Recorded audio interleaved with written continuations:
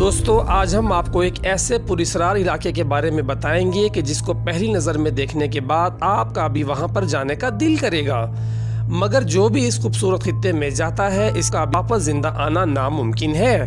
جی ہاں دوستو، یہ برازیل کا ایک ایسا آئس لینڈ ہے کہ جہاں پر انسانوں کی نہیں بلکہ سانپوں کی حکومت ہے۔ دوستو اس کے علاوہ ہم آج کی ویڈیو میں مزید یہ بھی جانیں گے کہ آخرکار برازیل کی حکومت نے سیاحوں کو جزیرے تک رسائی سے منع کیوں کر دیا ہے۔ دوستو سانپ کا جزیرہ، جسے الہادا کیومادا گرینڈے کے نام سے بھی جانا جاتا ہے، یہ خوبصورت نظر آنے والا خطرناک جزیرہ بحر اوقیانوس میں واقع ہے۔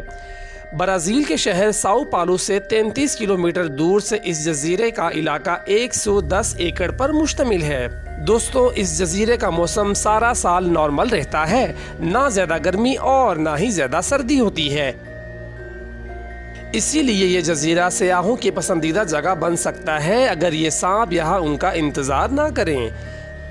دوستو یہاں پر کتنے سانپ پائے جاتے ہیں اس کا اندازہ یہاں سے لگائیں کہ وہاں ہر مربع میٹر پر ایک سانپ موجود ہے۔ قدیم زمانے میں اس جزیرے کے ساتھ بہت سی خرافات وابستہ تھیں اور لوگ اس جزیرے کے بارے میں غلط افواہیں بھی پھیلاتے تھے۔ ایک وقت تھا چونکہ لوگوں کو اس جزیرے پر جانے کی اجازت نہیں ہے، اس لیے انہوں نے اس جزیرے کے بارے میں طرح طرح کی کہانیاں بنائی ہیں۔ کچھ کہانیوں کے مطابق اس جزیرے پر قزاقوں نے ایک بہت بڑا خزانہ چھپا رکھا ہے۔ اس خزانے کی حفاظت کے لیے انہوں نے ہزاروں سانپوں کو پھیلا دیا، لیکن ان باتوں کی کوئی حقیقت نہیں ہے۔ دوستو کہا جاتا ہے کہ اس جزیرے پر سانپوں کی تعداد لاکھوں میں ہے، تاہم آج کی سائنسی تحقیق بتاتی ہے کہ اس جزیرے پر پائے جانے والے سانپوں کی کل تعداد 2000 سے 4000 ہے۔ دوستو اس جزیرے پر عام طور پر صرف 2 قسم کے سانپ پائے جاتے ہیں۔ ایک قسم کو اس کے رنگ کی وجہ سے گولڈن لینس ہیڈز کہا جاتا ہے۔ یہ نسل دنیا کے خطرناک ترین سانپوں میں سے ایک ہے اور یہ سانپ صرف اسی جزیرے پر پائے جاتے ہیں۔ یہ سنہری سانپ درختوں کے پتوں اور شاخوں میں اس طرح چھپے ہوئے ہیں کہ نظر بھی نہیں آتے، اور اگر یہ انسان کو کاٹ لیں تو 10 منٹ میں ہی موت واقع ہو جاتی ہے۔ دوسری قسم کے سانپ کم خطرناک ہوتے ہیں۔ اگر یہ خطرناک سانپ کسی شخص کو کاٹ لیں تو وہ چند گھنٹوں میں ہی مر سکتا ہے۔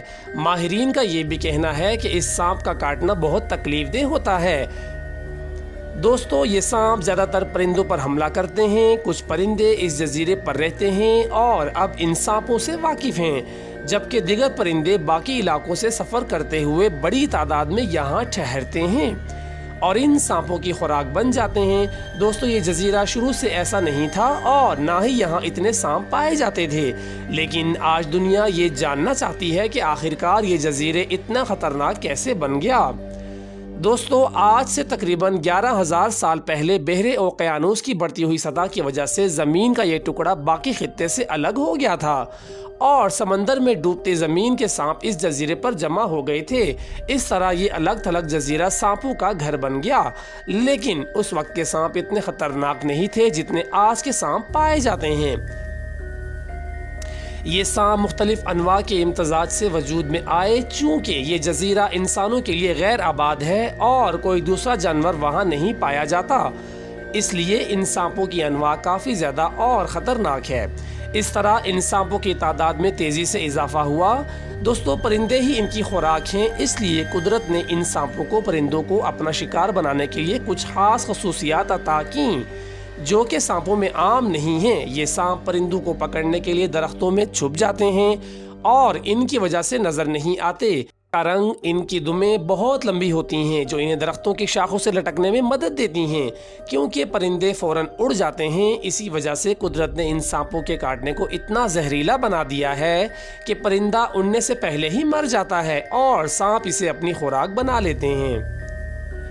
دوستو یہ سانپ اپنا زیادہ تر وقت درختوں پر ہی گزارتے تھے۔ دوستو یہ پورا جزیرہ سنسان ہے اور سانپوں کے علاوہ وہاں کچھ دکھائی نہیں دیتا۔ دوستو اس پورے جزیرے پر صرف ایک لائٹ ہاؤس ہے۔ یہ ایک اونچا ٹاور ہے جو بحری جہازوں کی سمت بتاتا ہے۔ 1920 سے پہلے اس لائٹ ہاؤس میں کم از کم ایک شخص کا ہونا ضروری تھا، تاہم بعد میں اسے خودکار کر دیا گیا، اسی لیے وہاں ایک شخص اپنی بیوی بچوں کے ساتھ رہا کرتا تھا اور وہ اس گھر سے باہر قدم بھی نہیں رکھتے تھے۔ کہا جاتا ہے کہ ایک رات سانپوں نے اس کے گھر پر حملہ کر دیا اور وہ اپنے بیوی بچوں سمیت ہلاک ہو گیا اور ان سب کی لاشوں کا بھی نام و نشان نظر نہیں آیا۔ دوستو، برازیل کی بحریہ وقتاً فوقتاً اس جزیرے کا دورہ کرتی ہے اور مختلف ممالک کے سائنسدان اور ڈاکٹر بھی تحقیق کر رہے ہیں، تاہم بہت کم لوگوں کو اس جزیرے پر جانے کی اجازت ہے۔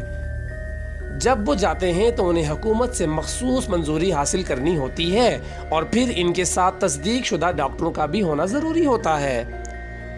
سائنسدانوں کے مطابق جزیرے پر پائے جانے والے سانپ کے زہر کو مختلف بیماریوں جیسے کینسر اور دل کی پیچیدہ بیماریوں کے علاج میں استعمال کیا جا سکتا ہے اور اسے ادویات بنانے میں بھی استعمال کیا جا رہا ہے، اور یہ بتایا جاتا ہے کہ وہاں پر موجود ایک سانپ کا ڈنگ 5 آدمیوں کی جان لے سکتا ہے۔